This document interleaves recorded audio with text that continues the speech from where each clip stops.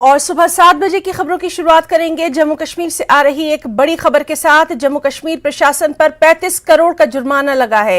NGT ने ये 35 करोड़ का जुर्माना लगाया है।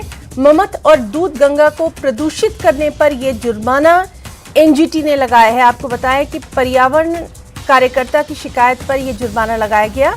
राजा मुजफ्फर ने एनजीटी से शिकायत की थी और उसी के बाद ये अहम कार्रवाई की गई। तो जम्मू कश्मीर प्रशासन पर 35 करोड़ का जुर्माना, एनजीटी ने ये 35 करोड़ का जुर्माना लगाया है। ममत और दूध गंगा को प्रदूषित करने पर यह जुर्माना लगाया गया है। पर्यावरण कार्यकर्ता राजा मुजफ्फर की शिकायत पर एनजीटी ने ये कार्रवाई की है।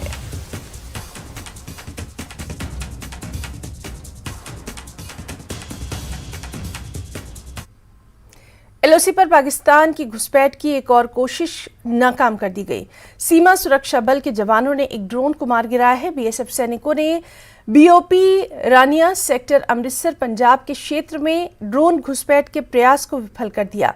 ड्रोन का वजन लगभग 12 किलो है। घटना बीती रात लगभग 9:15 बजे की है।